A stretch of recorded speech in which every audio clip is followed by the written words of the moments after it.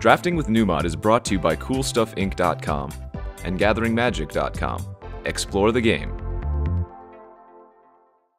Okay, here we are for round 1 of Fate Reforged KTK.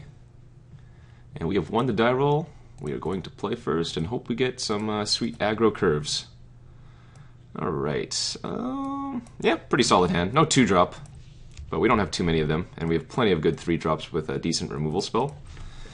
I think this is definitely a keeper.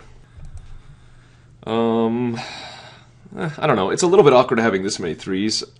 Like, it's very, very important, or maybe not important, but it's super ideal to have an early drop and then a 2-drop in these, or sorry, an early drop and then a 3-drop in these type of decks. Because if you just jam 3s all day, it's a little bit awkward, and you don't really get as far ahead as you would like to do versus your opponents. I think I'm going to lead with the Jeskai Windscout. It's the most likely to get in. Oh, well done, right on time. I think it's the most likely to get in while I still develop my board with other creatures. We do have to be a little bit careful, though. The opponent, since he's playing Mountains, has access to cards like Arc Lightning and Pyrotechnics, which can really wreck these type of decks. And that's one of the downsides that you know going into a draft like this. If you're going to build a deck that's 2-color, fairly aggressive, I think you're going to be a lot more susceptible to the burn effects. Opponent's playing Hero's Blade. Okay, well, I don't mind him doing that on his turn.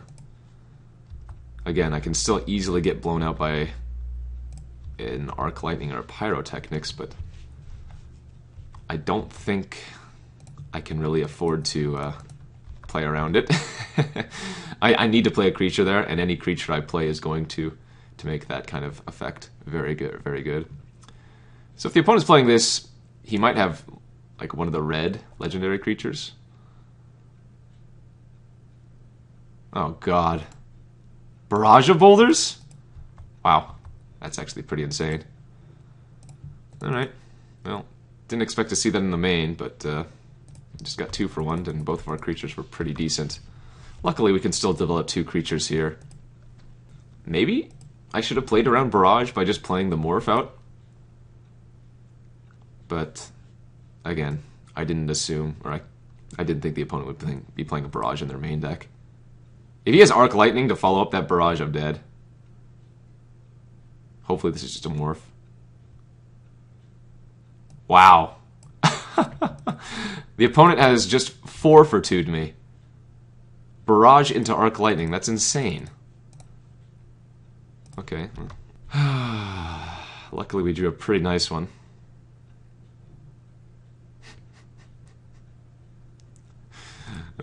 If you're on the opponent's side of the table right now, you are just fist pumping, jumping for joy. Not only did you get a 2 for 1 off Barrage of Boulders on turn 3, you got a 2. Oh god, you got a 2 for 1 with Arc Lightning on turn whatever 5. Yeah. Don't think there's much to say here. We were just getting completely wrecked by our opponent's removal spells.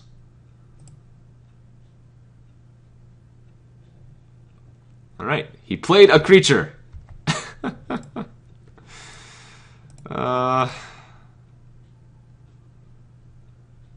mean, if he equips that, that's really scary. I think I need to play the Morph here, though.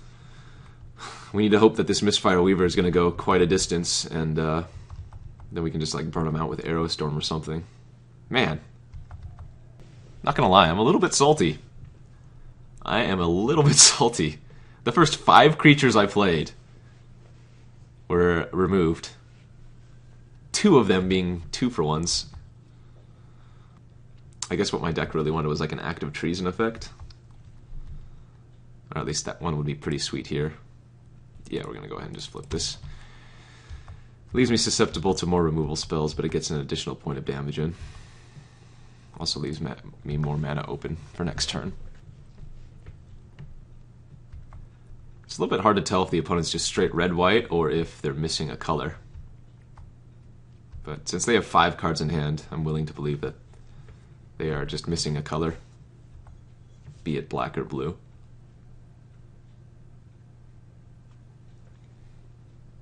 The funny thing is, Valley Dasher would have been insane versus the opponent this game.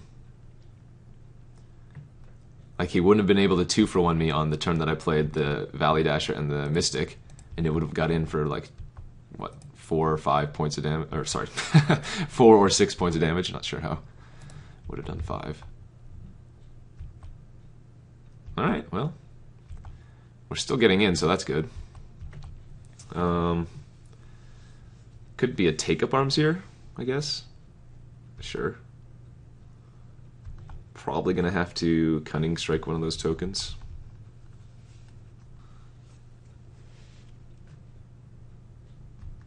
It's very possible I'm dead this turn to an Arrow Storm or a Trumpet Blast.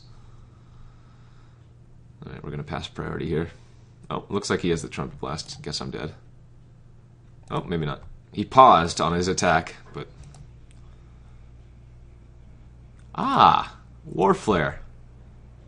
Even better. Alright. So we are in fact very dead.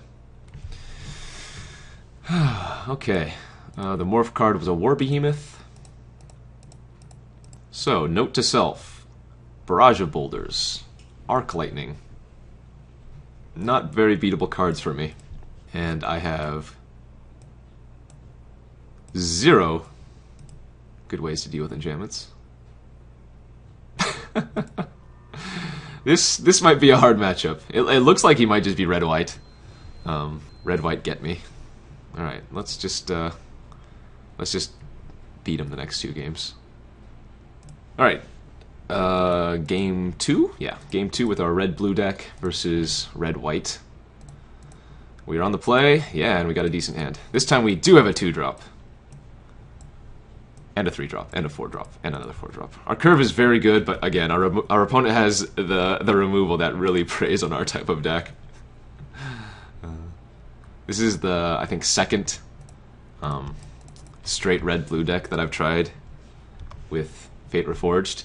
The first time I was a victim to... Let's see, I think I lost to a black-white aggressive deck. Who just went under me before I could stabilize.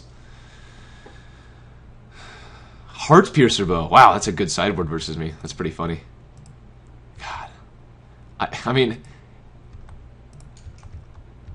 I can't not play the Jeskai Windscout here, but Arc Lightning and Barrage of Boulders are 2 of the cards that we saw that we can just lose to. I wait with bated breath to see my opponent tap out for 3. Okay, whew, it's just a Hero's Blade. We can do this. We can do this. The opponent did not have one of the 2 cards that we saw in game 1. If we can just fade those removal spells, I think we have an excellent shot of winning this game. Like, if the opponent just plays a creature next turn, bring low, and then if we draw a land, we can Cunning Strike the next one, and that will be lethal because of the double prowess triggers. Come on, baby. No whammies one time. No whammies. I assume the best that he can do here... Well, he could have Arc Lightning plus Wild Slash, or whatever it's called, Wild Spear. The 2 damage, 1 red. That would wipe my board currently. Just a creature. Just a creature. Please, random creature. Yes! Perfect. Perfect, perfect, perfect. I just snap, gonna bring low that. Double prowess triggers. Get in for 8.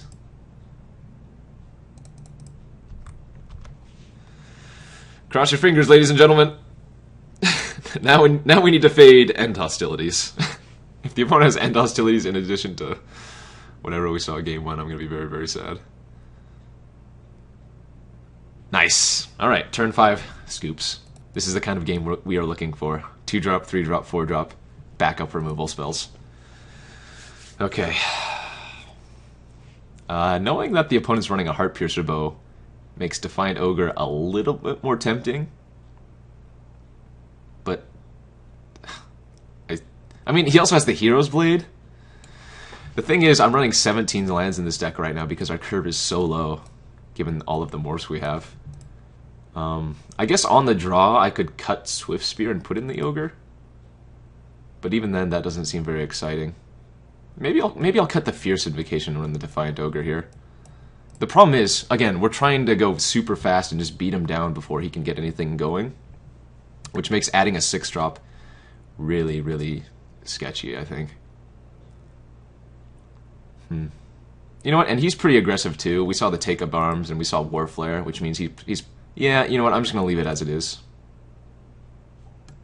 Maybe if this was a 4 or 5 mana card that, you know, was maybe like a 2/4 instead. Sure, but 6 mana is just way too much for me. We're on the draw for game 3. So let's just try to get a fast one here.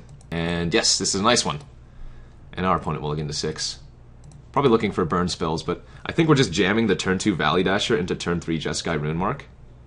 It seems like a sick line.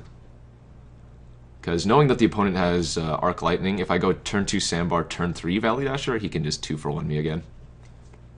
Kind of get me wrecked. We didn't see a kill shot, so. Oh, that being said, I did see Suspension Field, which still makes that a little bit of a risky line. I mean, it's risky either way, I guess. But I think the Valley Dasher with Jeskai Runemark is presenting a ton of damage. Ooh, Mystic's a really nice one too. Alright. You can just play your stupid artifacts. Play your Heart Piercer Bow and pass. I dig it. I completely dig it. Go Valley Dash.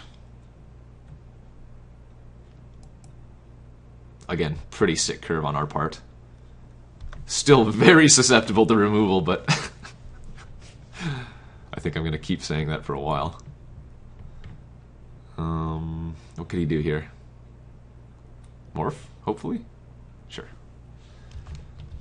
Oh. Well, now what? I think I'm going to just jam another Valley Dasher here, since it can attack immediately. Playing Runemark sweet and all, but like I don't mind trading one of my Dashers here for one of his Morph cards. And we can still make that play next turn. Plus, there's always a chance that he doesn't block, and then I can just bring low if I hit a land. Alright, we traded. It was an Inoc Tracker deal. Looks like he's missing white. Stuck on mono red right now. 4 mana. Could be a Summit Prowler like last time. Ooh! Okay, that's really bad for us. I need to hit a land so I can kill that with Bring Low. Shaman of the Great Hunt is a 1 red, 3 colors, 4/2 haste. Whenever a creature you control deals combat damage to a player, put a 1/1 counter on it. And then Ferocious is irrelevant on his part since he's playing what we think is Boros. But he can play a hybrid blue-green and 2 colorless to draw a card for each creature with power 4 or greater he controls. I think it's just way too important to kill that off and instead of trying to get in extra damage. Valley Dasher still giving the business to the opponent. Sandbar and Windscout, pretty bad versus that bow. Yeah, but, I mean, he has 1 card in hand and he just played a Hero's Blade out. Yeah, I don't see any reason to Runemark here. The Valley Dasher's just getting in still. We're gonna play the Mistfire Weaver face down. Less susceptible to Arc Lightning, and it's very nice to hold up the Hexproof until end of turn. Also, 1 toughness, not so good against the bow. I'm feeling good this game. I'm feeling real good. I want to hit another land so that I can play Sandbar and unflip the Weaver. Alright, nice, we got there.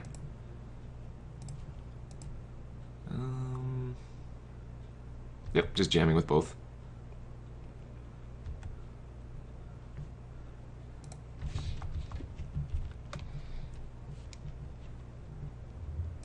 Alright, no blocks. Goes to 8. Now we play the Sandbar here. The opponent's probably going to equip the Heart Piercer Bow. And then we can hexproof the Sandbar if the opponent doesn't equip the Hero's Blade in addition.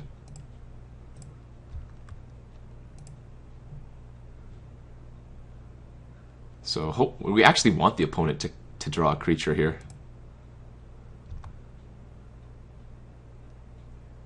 It looks like he is equipping. Okay, well, if he goes to combat, we win, right? We give the hexproof to the Wetland Sandbar. He's not gaining any lifelink. And then we Runemark one of our dudes up. I guess I lied. I guess I did want the opponent to equip both.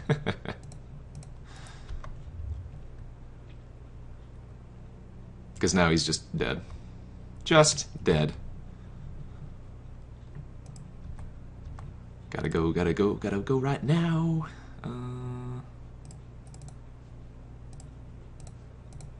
I mean, it doesn't matter which one we put it on. He can't do anything. He's tapped out. Alright, woof! That was scary. After game one, I think our matchup was pretty bad versus this deck, or the opponent's deck, but got there on the back of our curve and removal spells. Really happy about that. Yeah, we'll see you guys back for round number 2. Thank you for watching Drafting with Numot. If you haven't already subscribed to Gathering Magic, you can do so to receive news of upcoming videos and discover new content. You can also check out our playlist that contains every episode of Drafting with Numot. And don't forget, you can easily watch the next video by clicking on the annotation on screen or a direct link in the video's description box. And as always, thanks for watching.